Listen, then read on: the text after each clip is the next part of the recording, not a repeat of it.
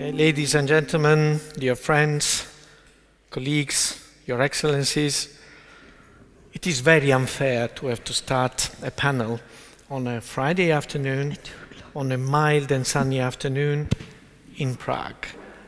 But nevertheless, this is only one of the many challenges that this panel will have to face up to. It is a privilege and an honor for me to chair this session.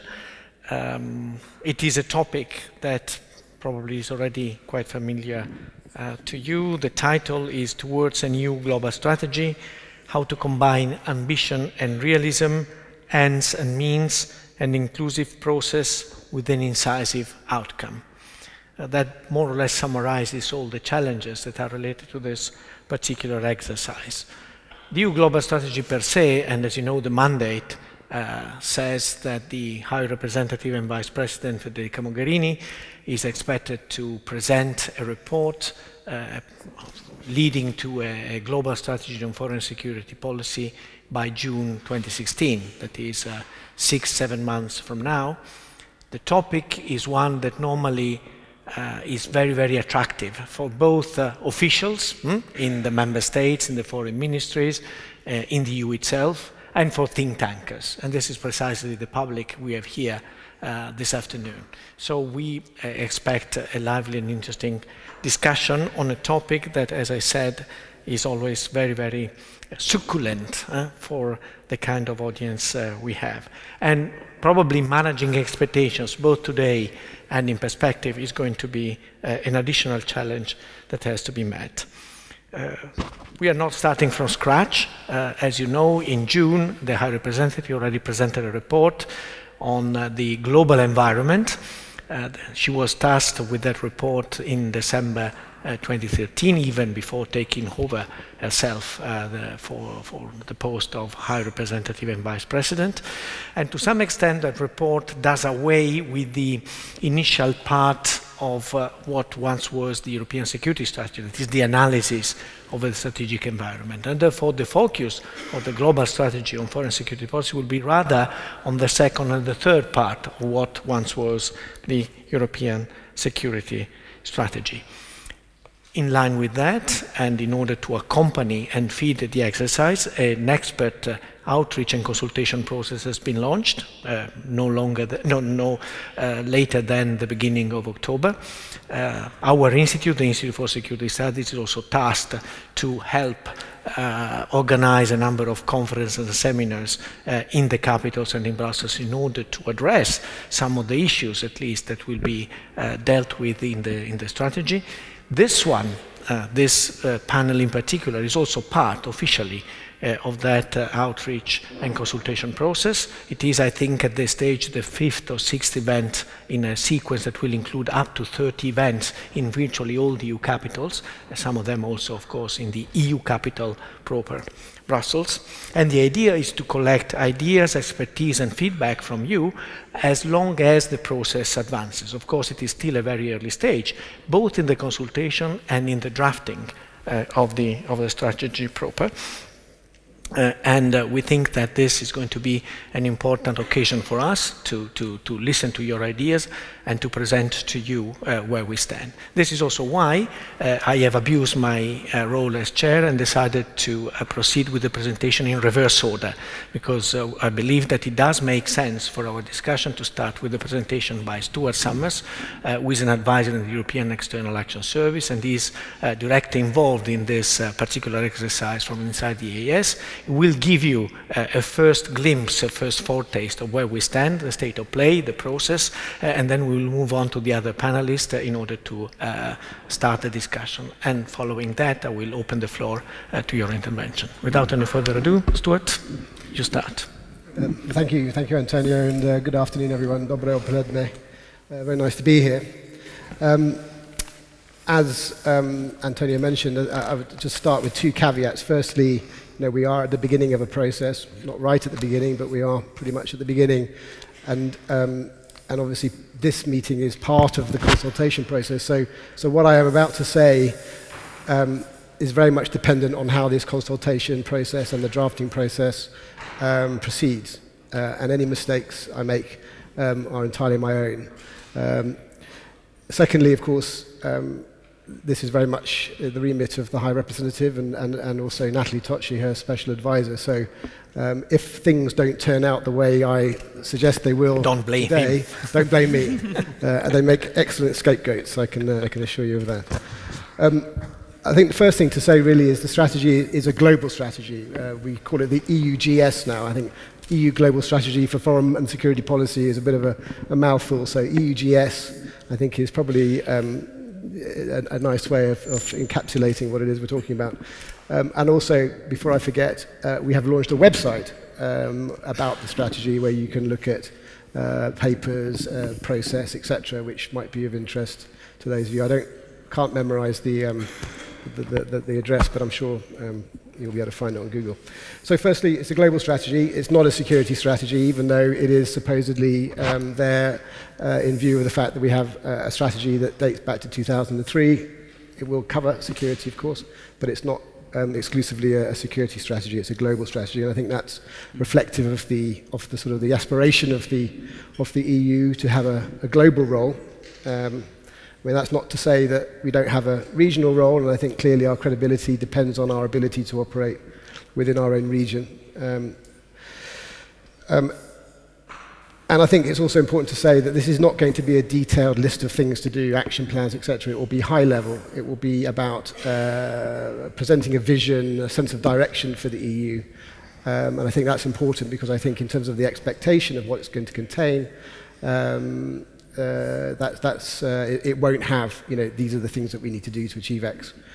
However, what it will have, hopefully, is a series of hooks throughout that will then provide the basis for future sub-strategy, or whatever you want to call them, to then sort of operationalize the document, which I think is a crucial point. It'll also be about instruments. We have a plethora of instruments, not always operating in sync with each other.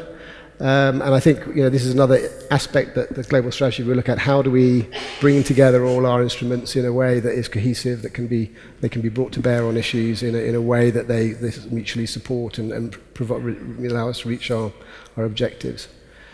And we've heard, now is not a great time possibly to be doing this. I mean, we've heard earlier about some of the divisive issues in the EU. We have a problem with resources.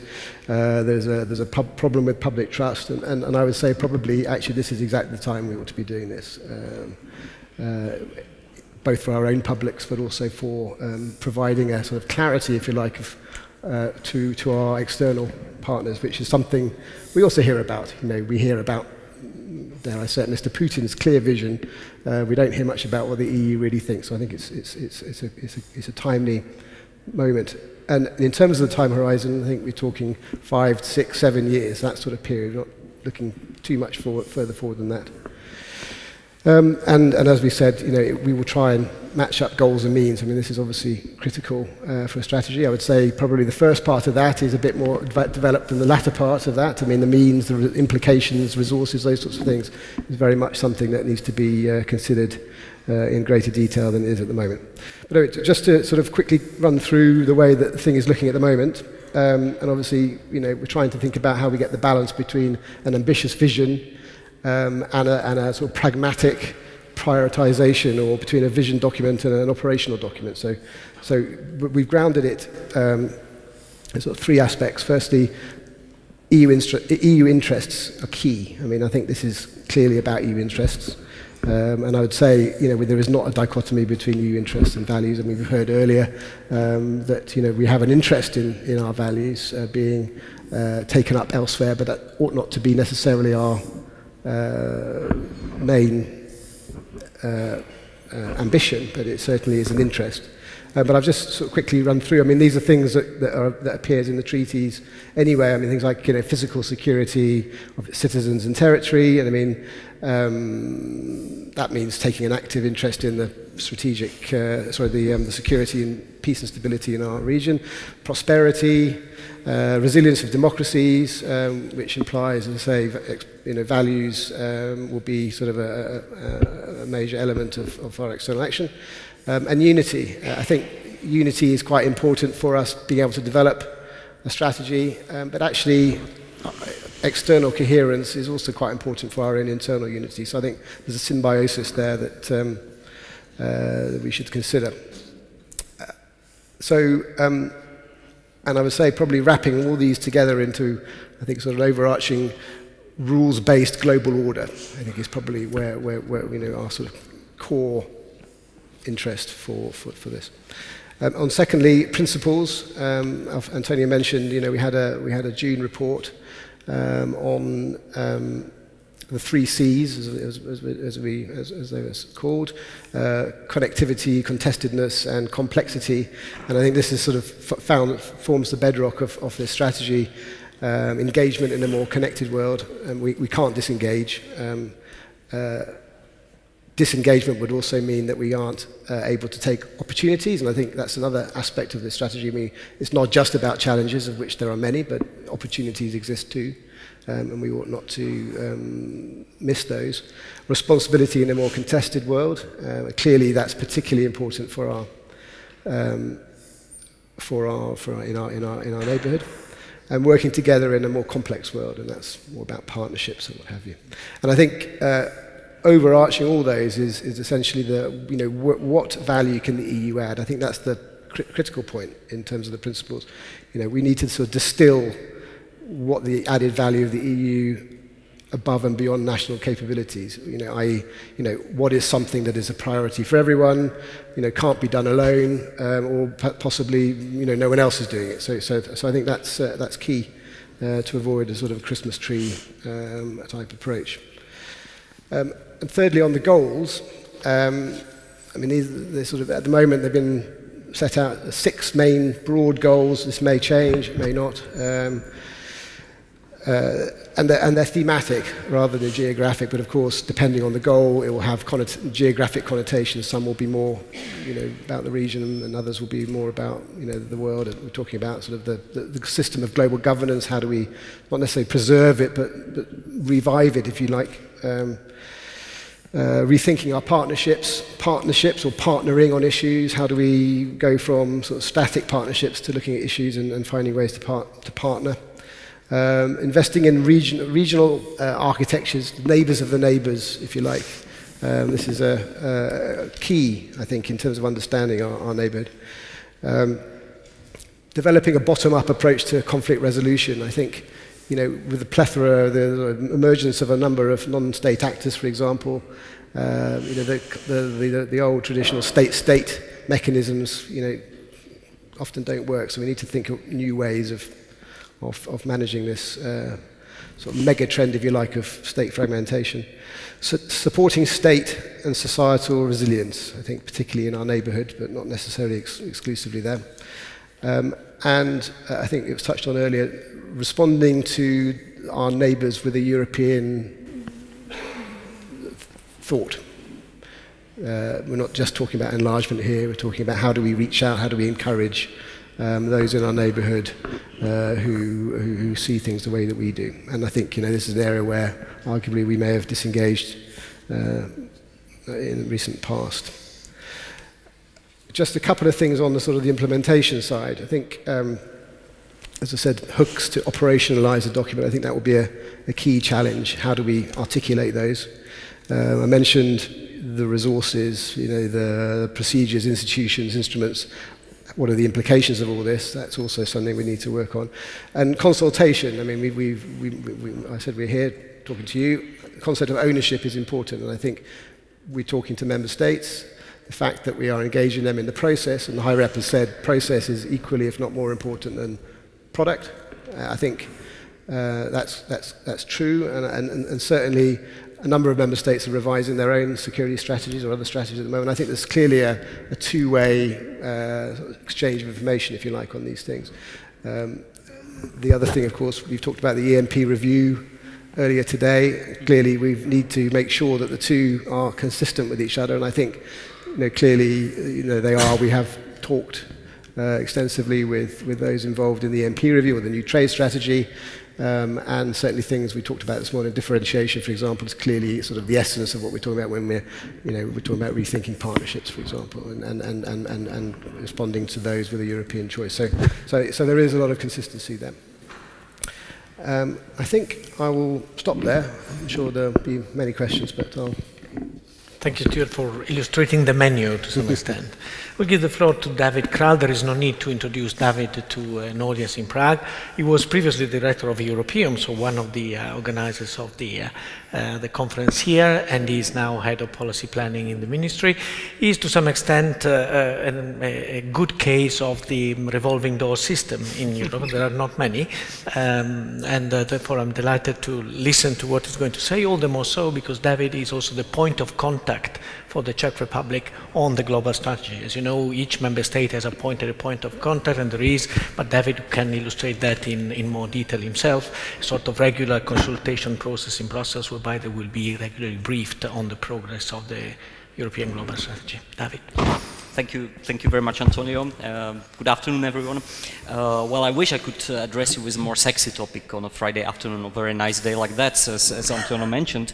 But of course, as the chief strategist of the Chernin Palace, which is a few blocks away, I am obliged to like strategizing at any point of time, you know. So I will do my best to to shed some light on the way we are thinking, you know, about the EU global strategy in the foreign ministry at the moment. Well, I must say that the timing is relatively good for us because we have just recently completed kind of a strategic exercise, having a new foreign policy concept, but also having reviewed or updated national security strategy, and also the strategy of our politics in the European Union. So it has been really a kind of, I would say, a fruitful year in the Czech administration in terms of looking at how we frame our policies. So I can, in a way, understand all the hurdles that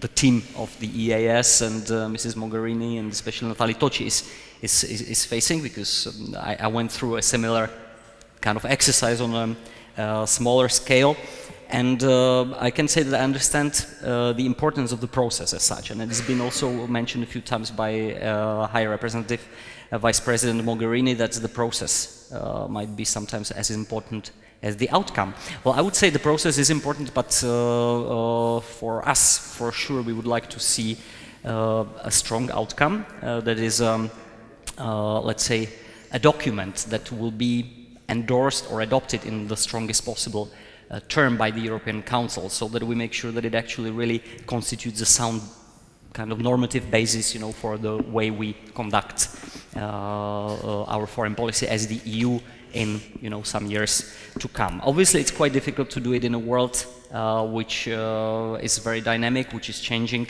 dramatically.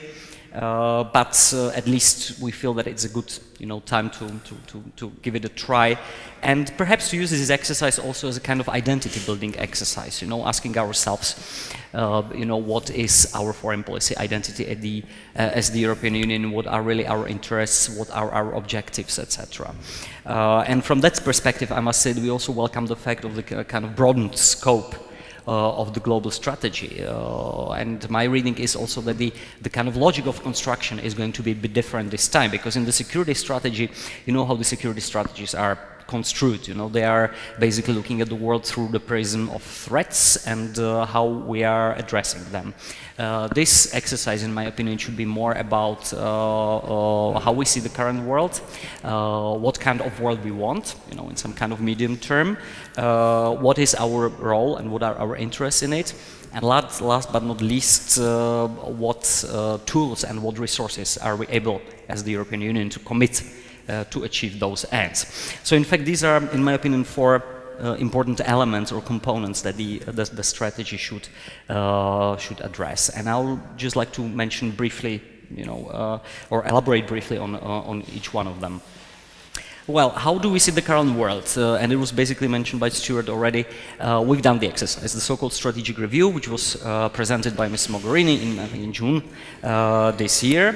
And here I must say we pretty much agree, or we see, you know, in our new foreign policy concept, the world in pretty much the same way. And it was described by Stuart also as this kind of 3 Cs. You know, the world is more connected, the world is more, at the same time, more conflictual or more contested, if you like, and it's more complex. So this part has been done.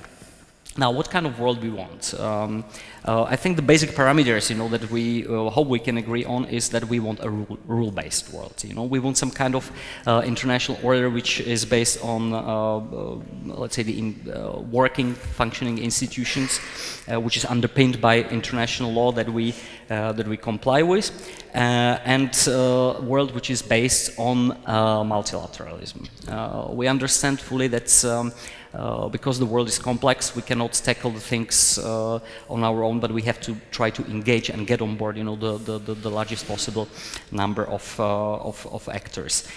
We know that in the European Security Strategy of 2003, there is the reference on effective multilateralism.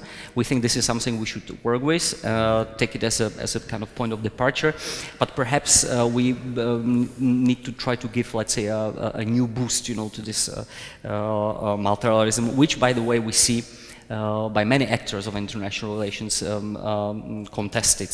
And I think I don't have to go into details here. We know what examples we can be thinking of. Next point: how do we see our role? I mean, as a European Union in this world, and this is of course ultimately linked to the issue of the interests and values.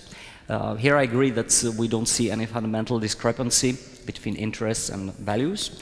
They are mutually interconnected and reinforcing in our ways. In other words, actually should be in our interest to promote our values, and our values should help us to advance our interests. But perhaps I think that in the strategy we could somehow acknowledge the fact that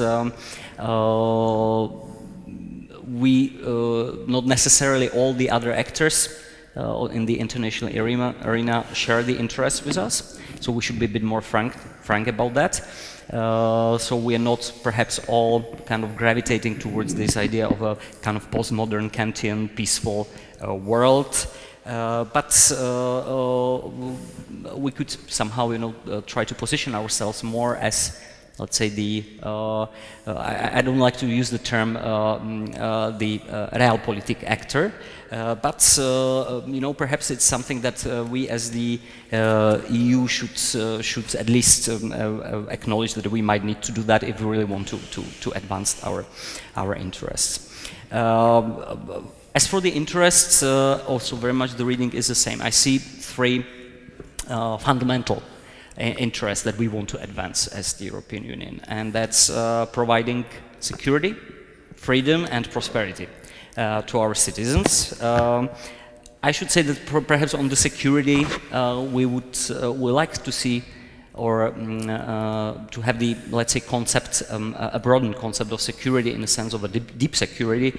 That means not understanding it only in the, let's say, the traditional terms of the hard power, which, by the way, also as the European Union we don't have that much, but that it is broader. It has to do with ensuring, let's say, dignified life, tackling the, let's say, the climate change, etc.,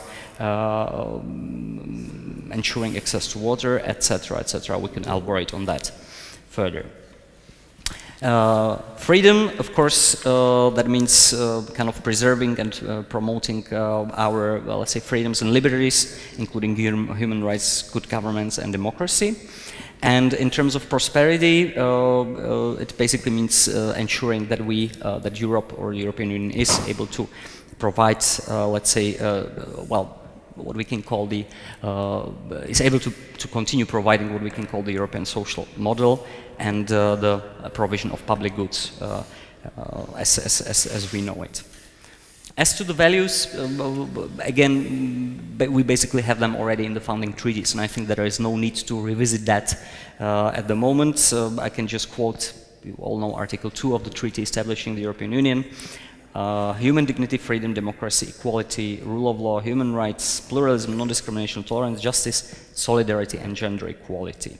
So you see that in some of the cases actually our interests actually do equal, with our values. Just some, let's say, other elements of how we see the role of the EU in the world, something that I would call globally engaged, regionally connected. It was already mentioned by Stuart that in a more connected world, for Europe, we do agree that closure is not an option, and there is basically no other way for us than to be globally engaged. But to do that, we need obviously cooperation, with other actors. Sometimes there will be states, but we are pretty much open also to the idea of going beyond the states actors. Who can partner with regional organization, in some cases perhaps even with non-state actors. The EU should add, or the global strategy should help, to, let's say, add value to the, let's say, the sum or the aggregate of the foreign policies of the member states. So it can multiply, the resources, or act as a multiplier of the resources that we have at our disposal, and basically add the value of what we do as the sums of a part. I know that the EAS does not want to go in the direction of, let's say, the regional priorities or the territorial priorities, and I think that's also quite sensible, because otherwise we'll just end up squabbling, whether there should be more emphasis on southern neighborhood or eastern neighborhood, on Latin America or on Asia. But in a way, what we would like to see reflected somehow is where we still consider to be our, let's say, strongest strategic interest, and that's what I would call the wider neighborhood. Yeah? So that would include, of course, the Eastern Partnership, the Union for the Mediterranean, but also the neighbors of the neighbors, where we actually do understand, that we have to pay more attention to that. I just mentioned the migration crisis, and the recent Valletta example is an example of that we need to talk also the partners or the neighbors who are beyond our closest neighbors, I would say, because they are instrumental in tackling some of the problems that we are currently facing. And I know that I have to finish, so the last point, and perhaps the most difficult one, is the tools and the resources. We understand that this somehow should be addressed if the strategy is to be credible. We have to, show that we can put, the resources where our mouth is. But of course, it is touching also on the issue of on the budgetary issues, and so that's why we would encourage, that the global strategy actually would serve already, or is somehow the thinking about the future is reflected in the midterm review of the current multi-annual financial framework, and obviously somehow reflected in the new one, which will apply from 2021 on. One last point that I would like to mention, and perhaps to some way to come back to what I said at the beginning. Also, for me, as I said, as a strategist, the nightmare is, that you create a strategy that nobody reads and actually nobody follows, that it ends up in a drawer. And we would very much not like if, this exercise ends up this way. So there is one kind of imperative for us is to have a strong endorsement, hopefully by the European Council, but also to make sure that it remains a living document, so that it has a kind of implementation plan, a roadmap, how do we actually achieve, the goals and the objectives that we set to ourselves in the strategy, which can be done, through some kind of implementation plan, but also through other either thematic or regional strategies that should kind of derive from the global strategy. This is, for us, this is really of paramount importance.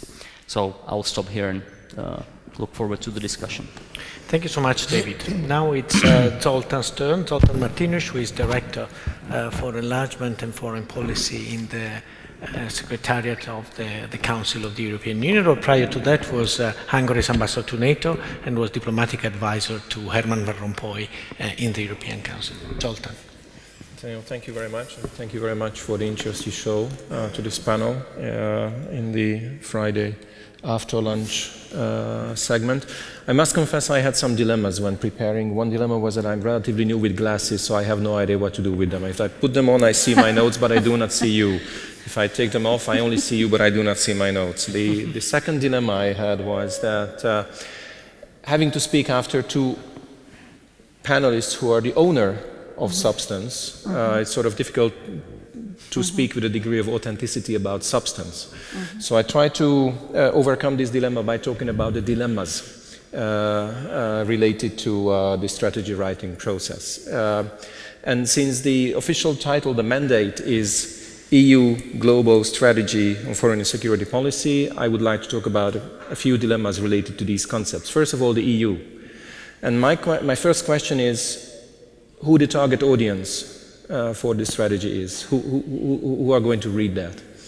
Is it going to be the EU? And if you talk about the EU institutions, you already have a fairly complex breakdown, because there is a major difference in terms of global perception of the EU's external role between the Commission, the EAS, the Council. There are different functions, so who is going to be the target audience? But of course, when it comes to external affairs or foreign policy, it's not only the institutions, even primarily the institutions, it's the member states.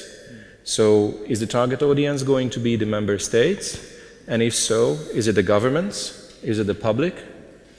And let us not forget, we tend to forget about this in Brussels, it's very easy in the Brussels bubble, that the EU does exist in an external environment. There are external players out there. There are truly real global players out there. So are they going to be the target audience of our strategy? And again, whether it's the overall public or specific governments or the government players. And the risk is that, of course, each and every one of them are going to take a look at the outcome with some degree. But how do we fine-tune the message for very, very different audiences? Or the other option, is this going to be a sort of Mädchen für alles approach, which is very tricky and very difficult because it tends to water down the specificity of the message. Then there was some mentioning about the process. As a Council Secretariat official, you can imagine process is everything for me. But it is actually quite important, because process is what generates ownership. And ownership, I think, is far more important than the actual product. Because ownership is what generates cohesion and coherence of implementation. And there I think we have quite a lot of ground to cover. And by the way, ownership generates trust. And I would just like to recall the discussions from this podium yesterday, which were quite clear indicators that trust has recently suffered quite some erosion as a result of the recent crisis. Then, strategy. We have, in the Council Secretariat, we have done a little analysis of the Foreign Affairs Council agenda since the entry into force of the Lisbon Treaty, since the new institutional era of the European Union. And surprise, surprise, the agenda of the Foreign Affairs Council in the last 6 years is absolutely overwhelmingly dominated by crisis management, mostly crises that took us by a surprise. And the Foreign Affairs Council functioned in a firefighting mode, and still is mostly functioning in an agitated firefighting mode, which leaves very little ground and space for dedicated construction and discussions about dedicated construction on a long-term strategy and vision. Now, some hope that perhaps if we have a strategy, it's going to improve predictability. I doubt, quite honestly. But it may actually improve the EU's ability to act more proactively, to define the perspective, the place of the EU's role in a globalizing world, in a global dynamics. And I think it's fairly important, just to quote this famous American baseball player, Yogi Berra, who passed away just a few weeks ago. So one of his famous dictums was that if you don't know where you are going, chances are you'll end up somewhere else. We need to define where we are going in the long term, the global dynamics. And I think we need to make sure that there is a tool which helps us keeping the eyesight on the target. It's like when you teach your children riding the bicycle, you keep telling them, don't look at the bicycle because you are going to fall over. Look at where you want to go, and then you will go straight. And this brings us to the question of the time horizon. Another dilemma for strategy writers is quite logically, institutions try to define the time horizon of their own strategies in line with their own mandate. Case in point is the enlargement strategy, just issued 2 days ago. It defines the enlargement strategy of the Commission for the coming 4 years. It's a major step forward already, because previous practice didn't have that kind of outlook. But still, for the aspirant countries, the coming 4 years are just a certain phase of their aspirations, for their preparations. Therefore, for the whole enlargement process, a time-limited strategy might not serve perfectly well. How do we apply this to foreign policy, where global dynamics are obviously very different, much longer than the institutional mandates of the European institutions, remains, I think, a challenge. And finally, then I would like to combine the concepts of global and foreign and security policy. I mean, in terms of global, first of all, it's very difficult to have a global policy if you don't have a global outlook. Of course, one can say that we don't try to focus on regional elements, but the fact of life is that geography plays a role, and history plays a role, and economics do play a role, so you have to differentiate somewhat. But more importantly, we have to take into account what the global perception of the European Union is. And what I have witnessed with some surprise, but I guess that just reflects my ignorance, with some surprise when I worked with Van Rompuy, is that the farther you go away from Europe, the less the EU is perceived as a political player. The farther you go, the identity is everything but foreign policy and security policy. The EU is perceived as a trade player, a development player, climate player, overall economic player, all kinds of other elements, but foreign policy perception, the EU's foreign policy image is fading with distance. I think that doesn't serve our interests. We need to create and define a longer-term global strategic political role for the European Union, because that would be very much in line with our economic interests and all the other interests that the previous speakers outlined. But that also implies that the strategy needs to be a comprehensive one. It needs to build on the full toolbox that the European Union has in terms of its relationship with the external world. And we do preach the comprehensive approach in our crisis management activities, and I think the comprehensive approach needs to be applied to the EU's overall strategic engagement with the external environment, because that's the only way we can really define a role, a play, a perception, a perspective for the European Union in the future global dynamics. And I think that's why, in the end, it would be reasonable for the strategy to get a final green light at the level of the European Council, which is the overall sort of source of ownership and strategic vision for the EU external activities. Thanks. Thank you, Zoltan, for this very smart memo of the do's and don'ts that the drafter of the strategy should find in the in-tray at the beginning of the exercise. We can count on Stuart to convey your dilemmas and ideas to Natalie and Federica Mogherini. Annegret Bendick is a senior associate at the Stiftung Wissenschaft und Politik in Berlin, and is expected to play the role of the freewheeling thinker and critic on this panel. But Annegret herself did have a stint in the foreign ministry, so you are not as pure as people would assume. So, you have the floor. So first of all, thank you very much to be invited to this great conference, and an essential conference, I think, for the overall process of redefining our global or European security strategy.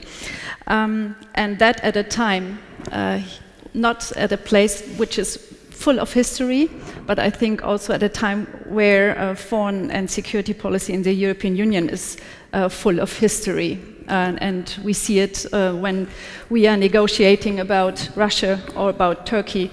And to get unanimity within the Council is getting more and more harder. It's 2 days ago that we had our annual CFSP conference at the SWP. And this year it was attended by also by Nathalie Tocci and our Foreign Minister Walter Steinmeier. And our Foreign Minister opened the discussion by saying that we have to be aware that there is no longer any firewall between domestic and internal policies. And I think that will drive, I think, also the writing process for the 20 pages of the document. And then Nathalie explained where you are with your more or less team and Italian force in authorship. And she explained that you defined so far 5 goals: security, prosperity, resilience of democracies, unity and cohesion in action, and 5th, the maintenance of the global order.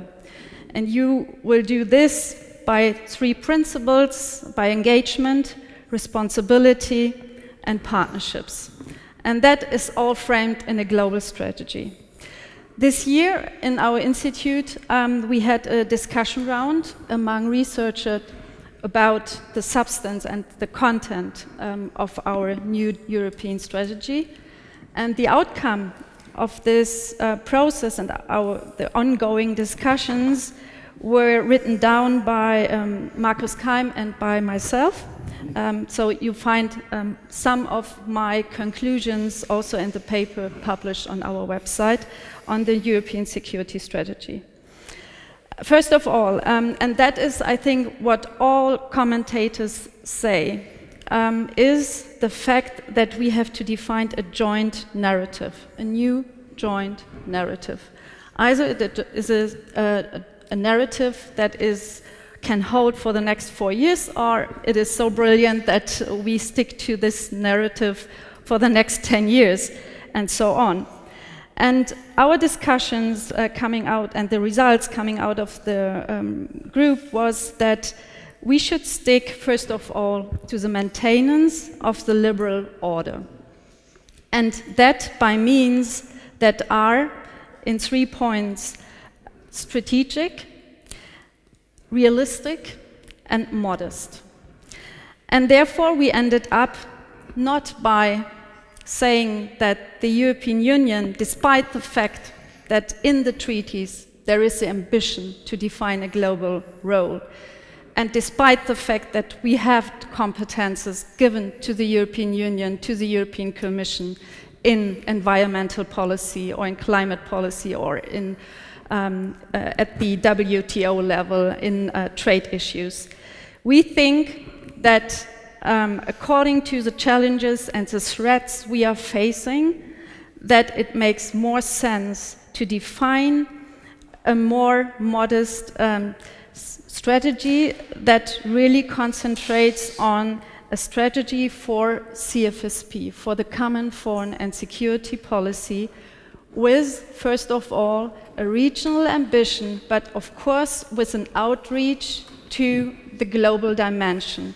And that, of course, in the framework of a global environment, where the European Union is acting as one actor in a more and more multipolar world.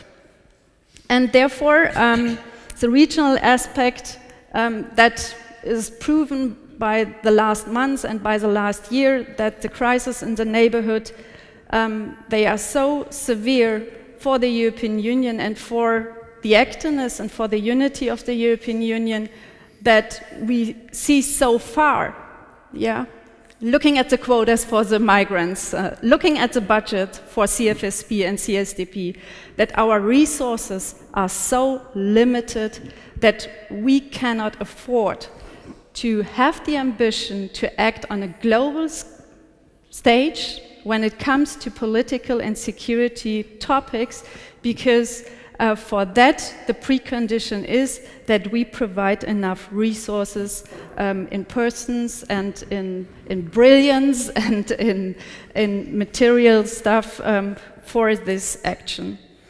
Strategic, we thought that looking at the past and looking into the future, we will see that all the challenges we are confronted with, that we need a strong and cohesive transatlantic partnership.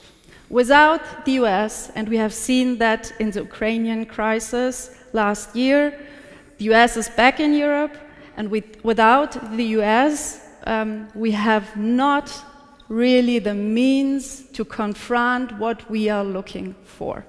Therefore, the biggest challenge is to get to get the US back into Europe, that the US will stay in Europe, and that the US will stay in the wider neighborhood of the European Union. So a global division of labor with this agreed with the US, that the US is looking more at a global stage and strongly to China, and the European Union more to our wider neighborhood.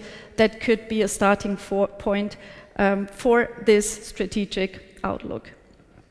And let me say, on a functional term, we know that the whole of government approach that is absolutely necessary. And if we look at CSDP and CFSP, we see more and more that it is an interlinked policy. So that when we are going into the regions, to North Africa, when we are deploying forces, police forces in the Mediterranean, this is all about justice and home affairs.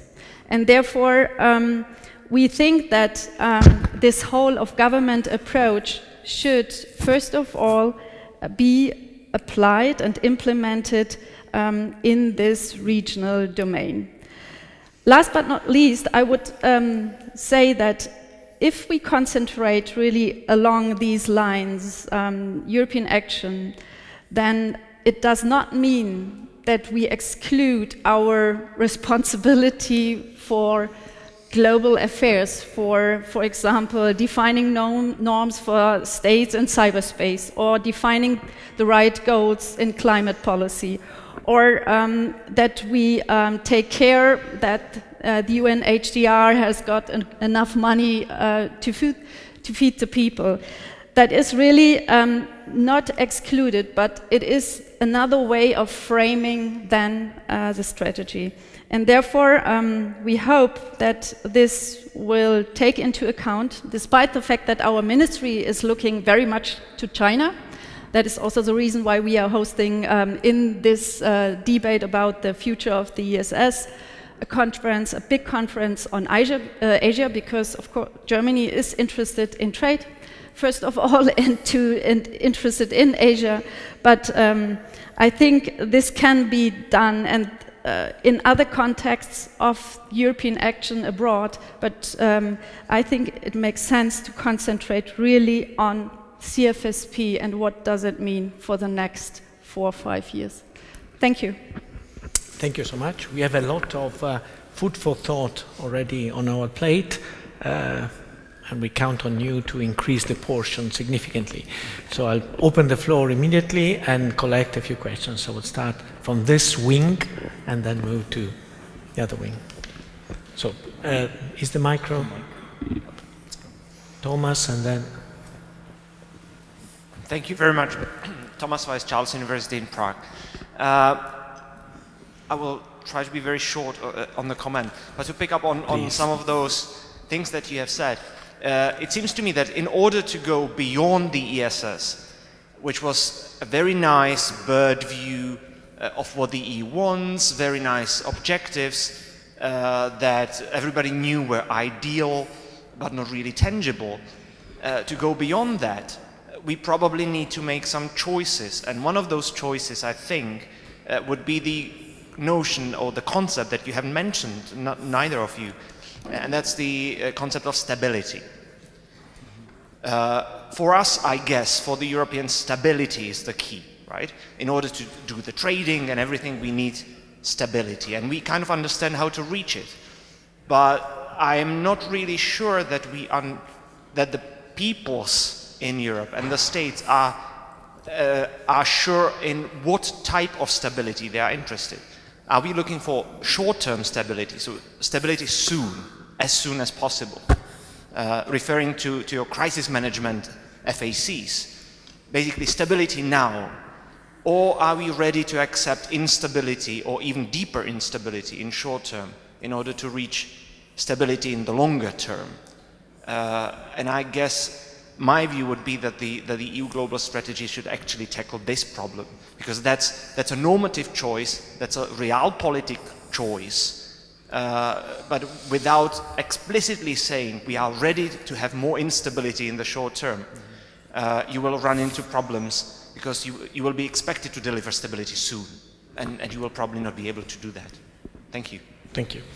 Asle, there. Hi, my name is Asle Toy. I'm the research director at the Nobel Institute in Oslo, Norway. I have two questions about the intellectual coherency of the new global strategy. First to David. Does the EU really need a global strategy? Doesn't it really rather need a regional strategy? Has the regional strategy of Europe worked so well that we now need to go global? It seems a bit overambitious. And to Angret, you try to posit quite a difficult proposition intellectually. On the one hand, you say that the EU should be realistic and humble, and at the other hand, you say that the EU's main task should be to defend the international liberal order. That would be a task for a system determining power, and the EU is not such a power. Wouldn't it be more wise to advise the EU to adjust to the international order that is, rather than to try to enforce a certain order that the EU clearly doesn't have the capabilities to defend? Teresa?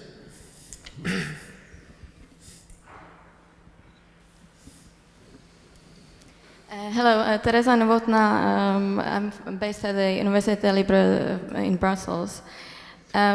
Just to follow up on Tomáš's question, some of the points made by the panel.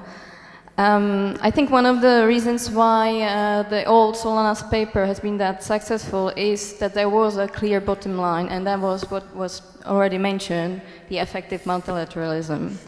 I quite clearly remember when I was studying in the States, taking a course on American foreign policy, and shock horror, the professor there actually made us read the European security strategy. One class was really devoted to that. And for my American colleagues, it was actually quite clear what the difference is between the European strategy, which was the effective multilateralism, in contrast to, at that time, Bush doctrine. So I guess my question is, what do you think, or what do we think should be the key takeaway, not just for us, because we've talked a lot about the inward-looking process, engaging all the partners, but what is the key takeaway for those who may actually read it in the end and who are not Europeans? Thank you. Stephen? Thank you very much for an excellent panel. Zoltan, I would like to throw a ball back to you and quote Yogi Berra, who said, famously, "You better cut the pizza in 4 pieces because I'm not hungry to eat 6. My question to you is, on Mogherini's role, how ambitious can she be for the EGS, taken into account that she has political allegiances to the member states and coordinates as High Representative, but at the same time consults but does not allow member states to negotiate on the text of the EGS? How far can she be, but should she go also, of course? And to Stuart, another Berra, Yogi Berra, if you come to a fork in the road, take it. You mentioned the EGS should provide the mainframe upon which sub-strategies could be built. Zoltan already mentioned that several of those strategies have been adopted in trade a couple of weeks ago, enlargement earlier this week, ENP review next week. Are we not putting the cart before the horse? How can the EGS in fact provide something new whilst the Commission primarily seems to have set out the strategies already in so many important regional strategic fields? Or, and that's a sub-element to the question, what role has Mogherini as VP really played in setting those regional strategies? Thank you. Anyone else at this stage would like to take the floor? Then I will come back to the panel for a first round of answers in the order of the program, leaving Stuart the last word. Please feel free to pick and choose. You're not obliged to tackle all questions, certainly those that were addressed to you, but also feel free to elaborate on other points. So, Annegret, you have the floor again. Okay, I'm coming back to this, there is no firewall between internal and external. And I think here the idea of liberal order comes in, because I think if we are threatened, then it doesn't stop that member states do not follow any longer a multilateral system and don't believe any longer in the United Nations. We see that problem also in our own societies, that people are not willing any longer to follow basic principles we agreed on in our European treaties. And therefore, I think the the strategy for CFSP, or the global strategy, it is already a global strategy, must deliver this ambition that unity among 28 member states should lead also to underline that we agreed once on common principles which are in our treaties. And when we act outside the European Union, it must be reflected in our domestic and internal politics. And that is, I think, a crucial part of the maintenance of the liberal order, and that starts at home. That is the idea. The next, because I think you have still 6 or 7 months, and that was my experience coming out of the review process in Germany. The best thing what we have done in the team was to send diplomats to the town halls and let them discuss with NGOs engaged in Palestine or engaged in Russia and in Ukraine, and listen to these people who are doing everyday foreign policy for the Europeans. And that is absolutely lacking at the moment. We have millions of refugees in the European Union.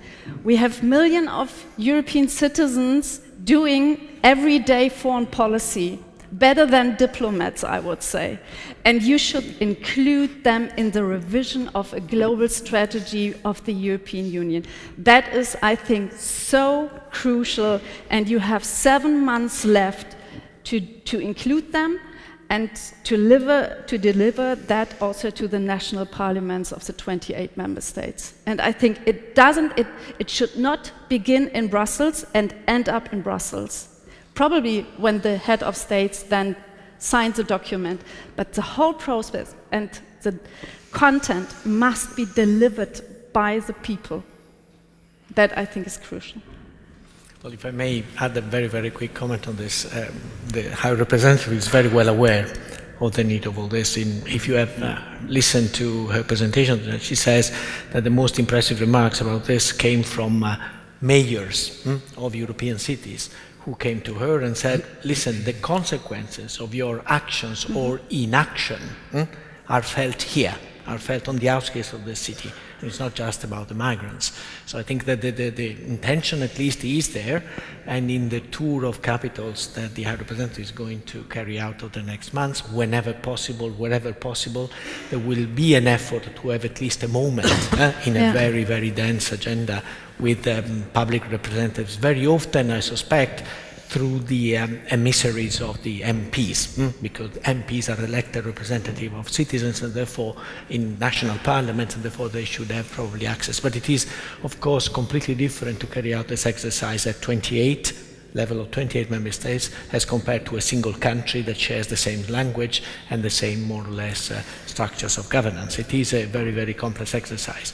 The help could come in part from the virtual world, because having, for instance, a website that is easily accessible and encourages interaction is one way of opening up to a wider public. Although, of course, it is inevitably going to be an educated and hopefully young public, which would be very much added to the value of the exercise. Much beyond this, in terms of feasibility for the person of the High Representative, I think is going to be very difficult, and I don't think that having much more time would probably change much in this particular context. But there is an intention or the goodwill to go down that road. Zoltan. Thank you. I'll start with the question on whether the EU needs a global strategy, and I think the only panel member with whom I'm officially allowed to disagree, Annegret, is that I will disagree with you on the modesty point. True that the EU cannot be compared at this stage in terms of its capabilities, in terms of its resources, to some of the established global powers, certainly not with the United States. That's clear. So if that's your measurement point, we are far away from that. Having said that, just on the example of Asia, which is my hobby horse, I have nothing to do with Asia professionally, so that is, I just wanted to make that clear.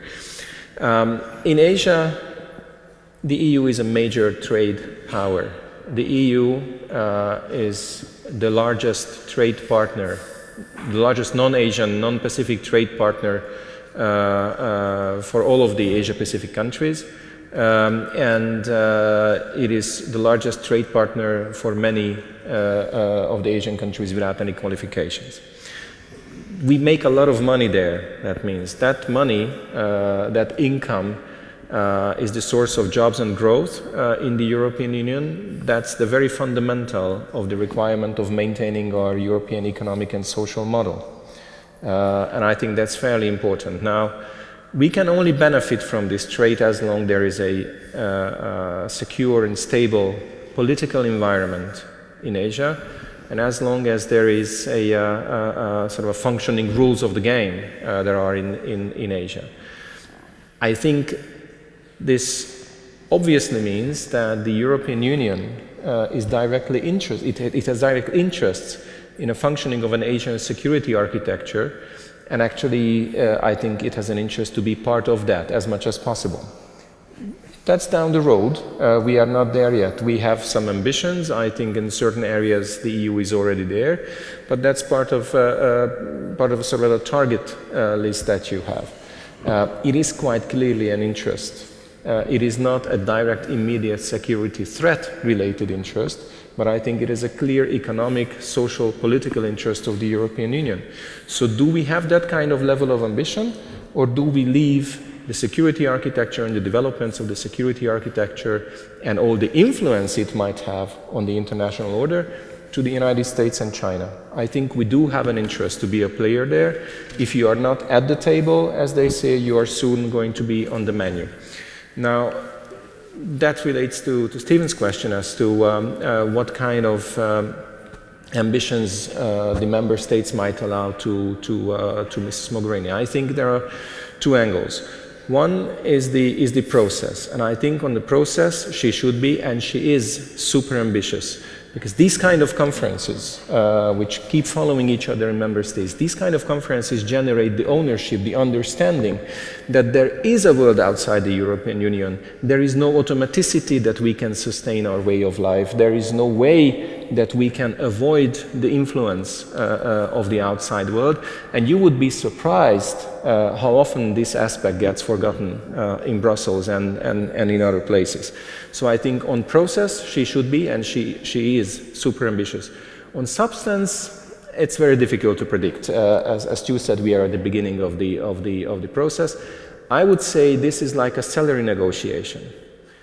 If you ask for too much, you are not going to be taken seriously and you are going to lose the job. But if you ask for too little, your employers will never offer you more.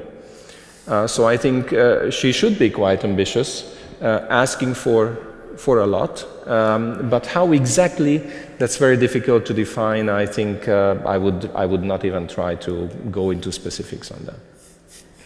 Thank you, David. Yeah, thank you. Well, I will start with Tomáš's question on stability. Well, in fact, when you think about it, I think the answer could be, my reference to what I would call the concept of the deep security. Yeah? If you think about it, what are the most stable societies? They are the ones who provide for the three elements that I was naming here. That is for security, freedom, and prosperity. Yeah.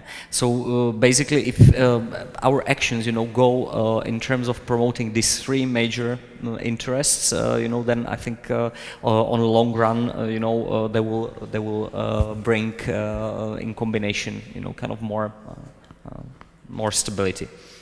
On the global strategy versus the regional strategies, well, my understanding is that the global strategy should really be the chapeau. It should be let's say, the overarching document on which the other regional or even thematic strategies, will be derived from. It would kind of provide the basic framework, the basic guidance. And from that respect, I don't see an inherent kind of discrepancy or contradiction.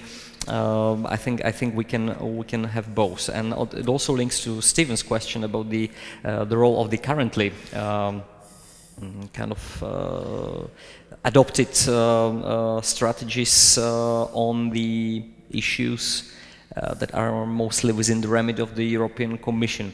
Well, I think it's quite obvious that obviously, this global strategy is an instrument for the HRVP, to perhaps exercise more of a coordination role also in the, towards the policies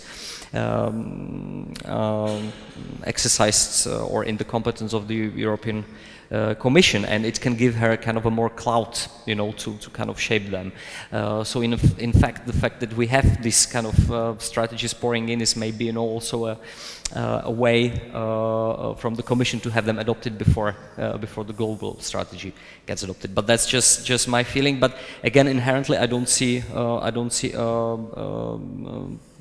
kind of a problem here in a sense that I think the High Representative is at the same time the Vice President of the Commission and should be striving, to kind of bring more coherence into those policies that are within the remit of the EAS or the Council and the European Commission. After all, this is something that we've been calling on for a long time. So I think that's this from her perspective, this move is kind of natural, and I agree with Zoltan that the ambition, in my opinion, is rather to be welcome.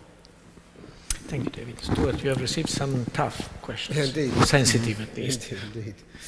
Well, thank you. I won't quote Yogi Berra back to you, but I will turn to another sportsman, philosopher, ex-heavyweight champion of the world and inmate Michael Tyson, who said everyone's got a plan until they get hit in the face. And I think that's something that this strategy will have to deal with. It has to be robust. It needs to be sufficiently flexible, but it needs to be robust. We can't keep updating all the time. So I think that's the reason why I think it has a high elevation. And so, as we said, we're in early days. We may be building in, there's been discussions about review mechanisms on those sorts of things. I mean, that may be part of it. I'm not sure at the moment. Living documents possibly, but I think ultimately robustness is going to be key. And in terms of level of ambition, again, I will seek comfort in the fact that we're at the beginning of the process. But clearly, I mean, the aim is for a realistic strategy, so not something that we obviously the last thing we want to do is overpromise and underdeliver. I mean, I think it has to be grounded in reality. Where you get the weight between, geographically between, the neighbourhood and further afield, is a matter for debate. That's why we're having these discussions, where we have discussions with member states. Obviously, different member states have different opinions, but I think clearly, just as there is no drawbridge in Europe, there's no drawbridge in our neighbourhood, we have to think widely, not just because we have interests globally, but because we have things called the global commons, which we also have an interest in. So I think, so it has to be global. Again, the question is where the weight lies. Stephen, in terms of your question, I mean, I think, again, I mean, consultations have happened. I think the fact that, you know, the High Rep has used her VP hat quite consistently means that I don't think there's been any surprises in the EMP review or any of these other things.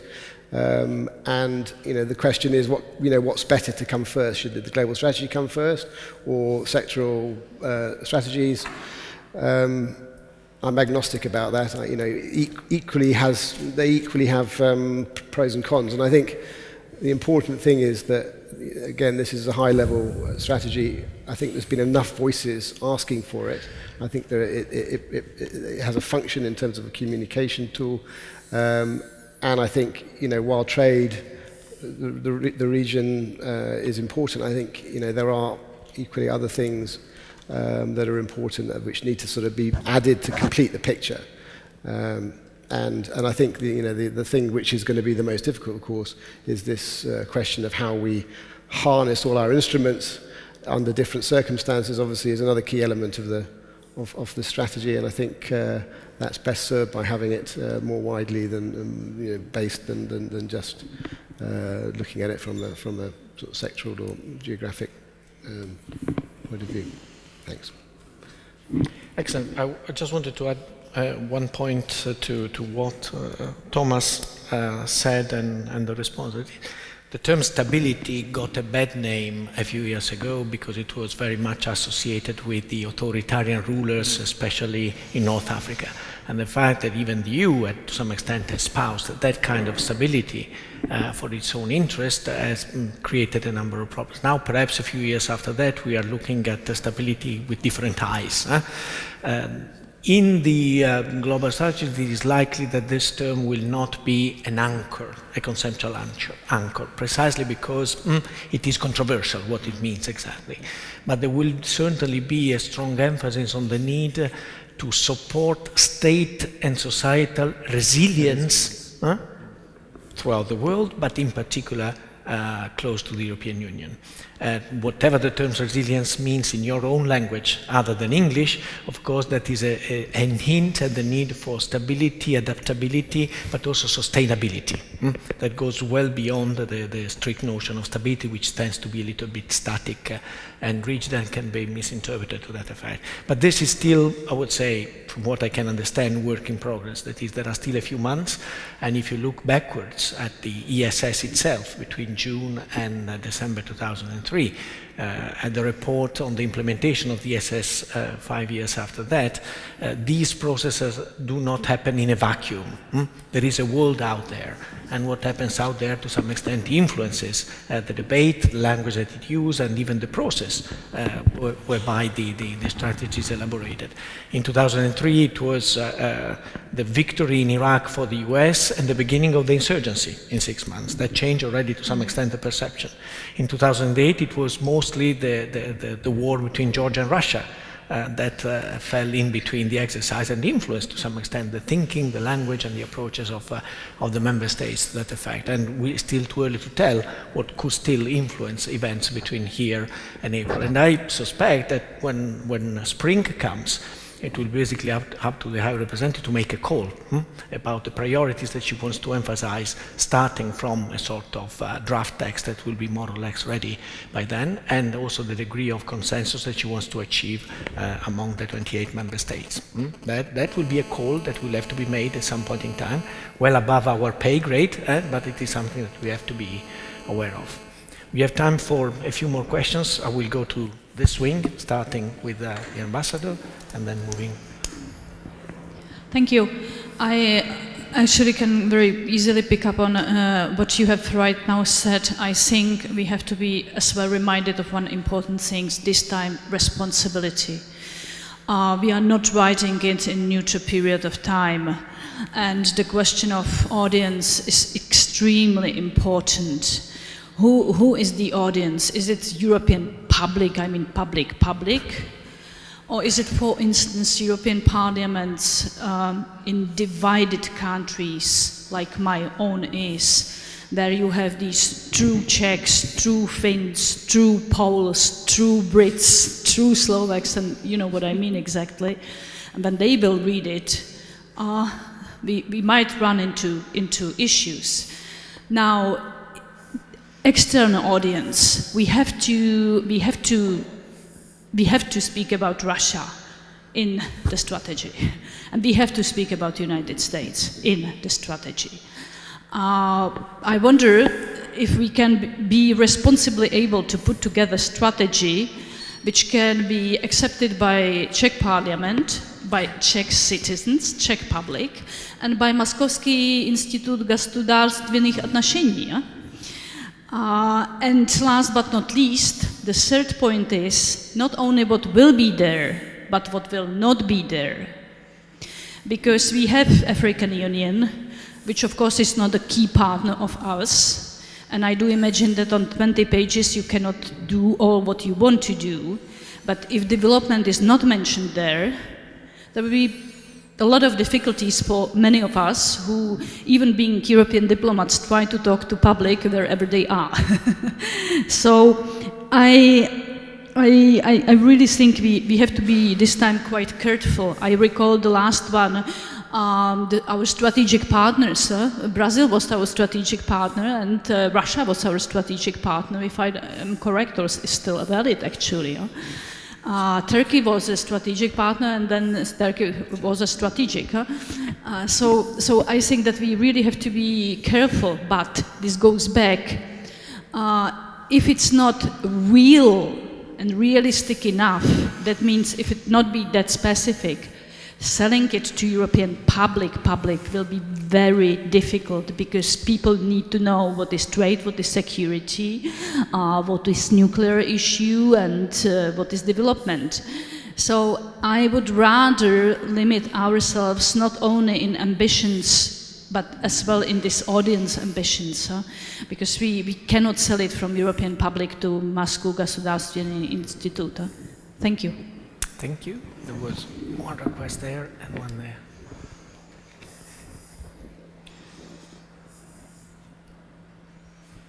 Thank you very much, Evans Follis, Metropolitan University Prague. So, getting a bit more focused on security issues, we remember that Cathy Ashton made a very more or less story about. She really focused on the comprehensive approach to security. And we see it also reiterated by Federica Mogherini, and we expect it to figure also in the global strategy and hopefully be further concretized as a concept as well. My question, though, is about the means, because taking into consideration that the comprehensive approach to security means a reconsideration of the means, both EU and at the national level, used in order to achieve this comprehensive approach, and I mean, what is behind it. So do you have any indications in the context of the different consultations that you're involved in, that the member states are ready to walk that walk and reconsider how they would use national means in order to achieve this concept, EU comprehensive approach to security? Thank you very much. And there at the back. Anyone else? Last call? Okay, sold. Good afternoon, Benjamin Tallis from the Institute of International Relations here in Prague. Perhaps building a little bit on that previous question and also on some comments from the panel, perhaps also particularly building on David Kral's comment about deep security. It seems as though, particularly with the link being made between the global strategy on foreign and security policy, moving on from just a security strategy as previously, we need a broad but balanced approach to security in order to make it a deep kind of security that we can actually deliver. So we need to be candid about addressing these present and future threats, whether they're military, non-military, regional or global, etc., to both the security of European citizens but also the integrity of European values. And we do indeed need to spell out some key ways in which we deal with those. But also we need to take a broad account of other issues that have security components, security elements, but through which we don't particularly understand them only through the lens of security, as this will prevent us from actually taking the opportunities they provide. Migration being an absolutely key example there. Yes, it's a security issue. It's also many other kinds of issue that we can deal with, so we can't obscure and blinker our view on that by taking a security exclusive approach.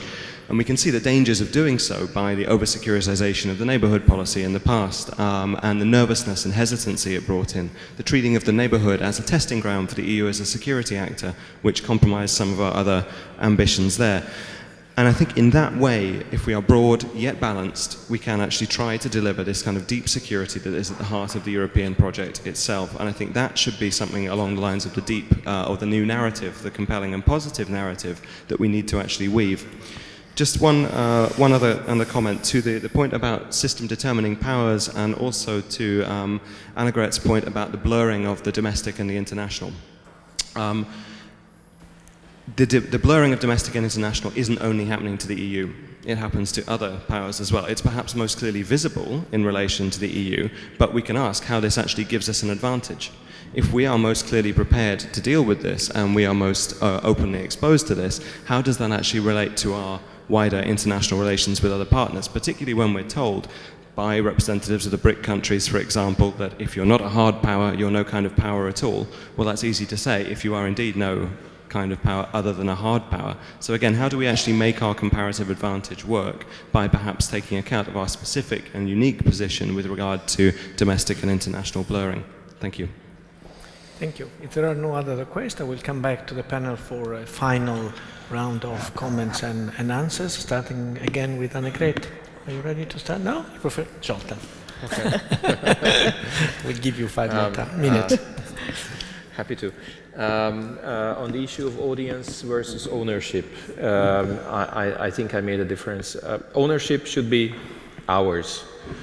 Audience, in terms of the external audience, I'm not sure objective should be to satisfy the wishes of the external audiences, but our ambition should be to communicate as clearly as possible and to make sure that the messages they perceive and interpret are actually the ones we intend to send. Whether that is satisfactory and that leads to happiness in all audiences, I think that is of secondary importance. Secondly, on realism, and I fully agree with everything what was said about realism, but I think we need to define realism as well. And when it comes to strategy, I think we need to factor in a few elements that sometimes have been missing from our thinking in the past years, namely that geography matters, history matters, hard power matters, and we tended to forget about these things, I think, in the past, and try to replace them with our wishes and aspirations. So we should not be deceiving ourselves. In that sense, I think definitely realism should be part of the game. Nevertheless, I still probably belong to the minority school of being a little bit more ambitious in terms of the substance of a strategy. And just one note on security. I think what we see is the very evolution and a quick evolution of the concept and the notion of security in front of our very eyes. Just think back of the debates of the past few years, whenever it came to a real security, hard security issue in our neighborhood, people mostly opted away from the European Union, taking a very active role. And when discussion took place about our own security, our publics and our politicians usually referred to NATO, not the European Union. Now, many refer to the migration crisis in terms of security, as a security challenge, but it's quite clear that at this stage NATO is not a relevant player to address this security challenge. So security is evolving in front of our eyes. The EU role in security is evolving in front of our very eyes, and I think that's a very interesting challenge for the drafters of the strategy. Yes, very briefly. Well, to Jana's questions about the audience. Well, for me, I mean, I take the strategy and actually each strategy as mainly the policy-making tool. So, in my opinion, the primary audience is, of course, the member states, to some extent the Commission and the EAS, who are actually implementing, the external policies of the European Union, and it should help us, to kind of give a sense of direction, and guidance, in this world which is very turbulent, and should help us to kind of guide us. But the question of ownership is different, yeah. And here I do agree that, and I was very intrigued by what Annegret said, that actually maybe it's not only us who are doing the foreign policy, but it's actually a lot of other people, including, for instance, the NGOs, etc. So I think this buy-in, I would say, into the strategy, which could actually be achieved, through the kind of debates that lead up to the conclusion, is something, that we should, support and welcome, basically. As on Russia and the USA, well, I can just say that we would like to have that treated somehow in the strategy as the Czech Republic. On the USA, particularly, I didn't mention it here because it is not, was not enough time, but we would somehow like to acknowledge the central role of the US-European partnership among the, let's say, the global partnership or the strategic partnerships that we have, because we believe that's the one which is really based not only on some kind of economic and political interest, but also on values, which is very, very important. And perhaps it should lead us also to some kind of revisiting of strategic partnerships as such, because we have, I think, 10 at the moment in the EU. It's quite obvious that some of them are obsolete, like the one with Russia. There is no strategic partnership. There is strategic neighborhood, maybe. They are strategic neighbors, not partners. So maybe we should have a clear set of parameters and criteria who we want to have our strategic partners, and perhaps we can have different levels or different types of partnerships. Maybe they can be more flexible, and I think that's more or less the thinking also in the drafting team. Yeah, I'll leave it there. Thank you. And Stuart, you have the last word. Okay. No, sorry. Annegret. I was going to say, I didn't think I'd fallen asleep. I was turned this way and I forgot. Sorry. The question for whom we are writing the ES or the global strategy, it depends on the content. Because if the content will touch upon a lot of issue fields which are in the competences of national parliaments, then of course national parliaments have to adopt the document, and that will be the case. And therefore we cannot say, oh yeah, we can write the document only for us, for our work. And I think it's not good, because we are living in a democracy, and we have 28 democracies, and therefore it should be part of a deliberate process. The next, I think that, for example, in Germany, if you ask the Foreign Office what they are thinking about the new strategy, then they will give you another answer than the Defense Ministry. The Foreign Office would like to see a document that will be delivered. The Defense Ministry would like to see a delivered document which can deliver. and therefore, that is another aspect that should be included when you ask yourself for whom you are writing the strategy. Comprehensive approach, and that is linked to the comprehensive approach that, of course, in our new white paper for security of the government, that will be a comprehensive approach, and I think that will be more comprehensive than if we have seen it in the past. Because, for example, if you look to the cyberspace, then it is more than all the other fields about multi-stakeholder processes, and we are highly dependent in the security field on the private sector, because more than 90% of this field is in the hand of the private sector. So another argument that we have to include other actors, and that will also change, and that will also be the outcome, I think, of, and should be, of the global strategy, that it should should open the door for a new kind of thinking about classical diplomacy.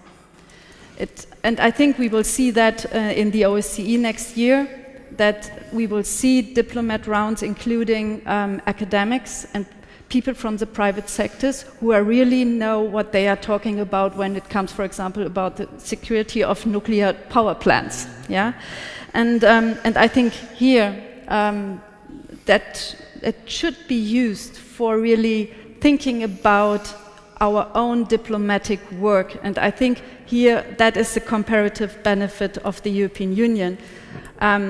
Not that we are overcoming conflict in Europe, but and we have a European supranational, partly supranational competences in this field. We can really define a networked foreign policy, and not in theory, but also in practice. And here I think Mogherini should be more ambitious. Otherwise, she will fail as Ashton. I said it already. I think people are expecting now not only speeches, but really decisions that hurt. Because when they do not hurt, then I think we will not push forward the European integration in the foreign and security policy. Thank you. Good luck. Yeah, it's quite. I've discovered it's just hard talking about the global strategy as it is sort of trying to produce one. Yeah, I mean, I don't want to repeat much of what was said. I mean, I would just focus on maybe two things. Firstly, on the partnerships point. I mean, quite right. I mean, we need to revamp that concept, and I think that's clearly central to this, one of the central pillars of the strategy. But not just about rigid partnerships with countries, but looking at issues that we can partner on. And clearly Russia is not a strategic partner, but then it will be a partner on something. So I think, that's one of those concepts.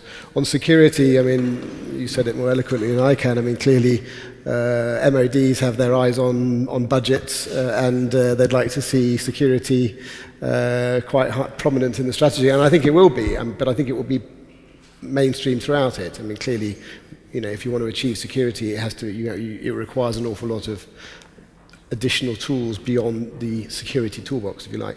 And over-securitization has the risk, of course, in terms of legal basis for commission money, for example, where there is a issue over, when it can't be released. So I think, we just have to be careful and make sure that it will feature, but it will be sort of streamlined throughout the text. I think I did have one other thing, but I can't remember what it was. But I think I was so shocked by your "it has to hurt" point that shocked out of my system. So I'll stop there. Well, I think that the term "do no harm" will be in the strategy. So hurtful, but up to a point, depending on who is going to be hurt. I think we made it. We have probably passed the sunny Friday afternoon test. We are still in time for a decent coffee break. Let me just say a couple of things at the end. Federica Mogherini insists on the fact that the process is as important as the outcome, not more, nor less. And the idea is also not to devalue the potential outcome in advance, but also to emphasize rightly the process. And I think all those involved in this exercise will probably try their best also to give it as much transparency as possible. By the way, I think there will be a report on this session and this conference on the website of the Global Strategy. So in a few days, please keep an eye on that, and you will probably read what was not said on this occasion this afternoon. The Global Strategy is likely to be a point of arrival of this exercise, but also, I understand, a point of departure. And if it is not going to be a sub-strategy, could be strategic plans, something probably more operational and more sectoral, in order also to give the impression of a follow-up to the kind of conversation that it is being held right now. So keep an eye. It is not the end of the story.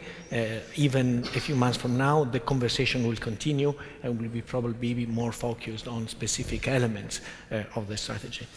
And at the end, before sending you to the coffee break and before thanking the panelists for their excellent performance, I cannot resist replying to what Annegret said at the beginning, the Italianness of the exercise. First of all, it is not true.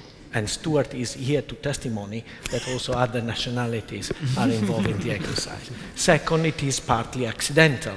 Some of those involved in the exercise were appointed by Catherine Ashton, including myself. But if I may quote the English, watch out what you wish for. You probably are familiar with all these jokes about heaven and hell. My favorite joke about hell, which is a very European one, is the following. Hell is where the police are German, the chefs are British, the mechanics are French, the lovers are Swiss, and it is all organized by the Italians. I let you guess what heaven looks like in this particular, and who does what in heaven. And at this point, let's thank our panelists.